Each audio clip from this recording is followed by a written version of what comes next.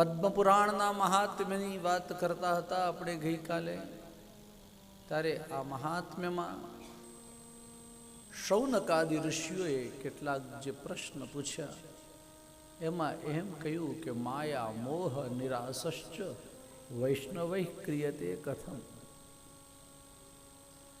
જીવનનો સૌથી પહેલો કોઈ પ્રશ્ન હોય તો એ છે કે વિવેક વધે કઈ રીતે. પુષ્ટિમાર્ગીય વિવેક એટલે શું? દૈન્ય તો આપણું જીવન છે,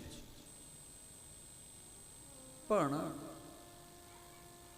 ભક્તિના એક લક્ષણની અંદર એમ કહ્યું કે મહાત્મ્ય જ્ઞાન પૂર્વસ્તુ સુદૃઢ સર્વતોધિક સ્નેહો ભક્તિરીતિ ખ્યાત તયા મુક્તિર ન ચાન્યથા. નારદ પંચરાત્રમાં આ ભક્તિનું લક્ષણ બતાવ્યું. એમાં એમ કહ્યું કે મહાત્મ્ય જ્ઞાન પૂર્વક ભક્તિ કરવી, એટલે જ્ઞાન હોવું જોઈએ, એ જરૂરી છે. ભક્તિ જરૂરી છે. અને સ્નેહ કેવો? બોલે સર્વતો અધિક સ્નેહ, એને જ ભક્તિ કહેવાય. આ જ વાત અહીંયા અલગ રૂપે પૂછી અને બતાવ્યું કે ભાઈ ભક્તિ, જ્ઞાન અને વૈરાગ્ય વાળો વિવેક, વિવેકની અંદર આ ત્રણેય વસ્તુ જરૂરી છે. અનેક વાર એક ઉદાહરણ આપ્યું છે મેં કે આપણે સવારની ફ્લાઇટની અંદર જઈએ તો પેલી એર હોસ્ટેસ જો 200 જણની ફ્લાઇટ હોય તો 200 વાર ગુડ મોર્નિંગ એમ કરે. જેટલા લોકો અંદર એન્ટર થાય એટલા લોકોને આગળ ખોટે ખોટું હસી અને ગુડ મોર્નિંગની માળા કરે. લગભગ 2 માળા થઈ જાય ને 200 વાર થાય તો.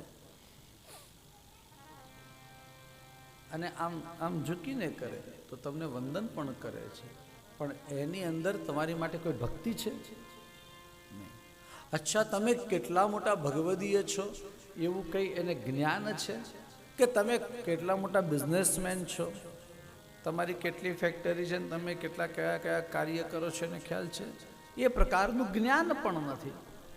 અને તમે એને કાંઈ ફાયદો નહીં કરાવો તો પણ ચાલશે. આવો વૈરાગ્ય છે? વૈરાગ્ય તો સહેજે નથી. નહીં તો ફીડબેક જે મળે એમાં એની નોકરી જ ચાલી જાય.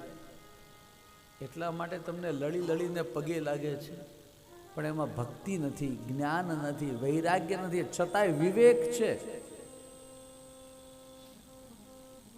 ભક્તિ માર્ગની અંદર આ પ્રકારનો વિવેક ચાલે નહીં. અમુક જગ્યાએ કેટરર હોય એના ત્યાં જે પેલા પૂરી પીરસવાવાળા હોય ને, એમ પૂરી પકડે, હાથમાં ગ્લવ્સ પહેરેલા હોય અને ચીપિયાથી પૂરી પકડીને તમને પીરસે અને આમાં હશે.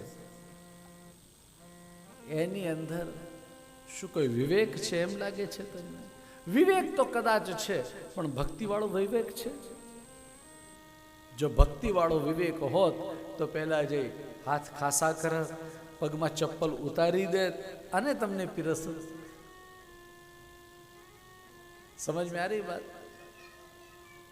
તો આ ભક્તિ, જ્ઞાન, વૈરાગ્ય વાળો વિવેક વધે કઈ રીતે? આ પ્રશ્ન આવ્યો.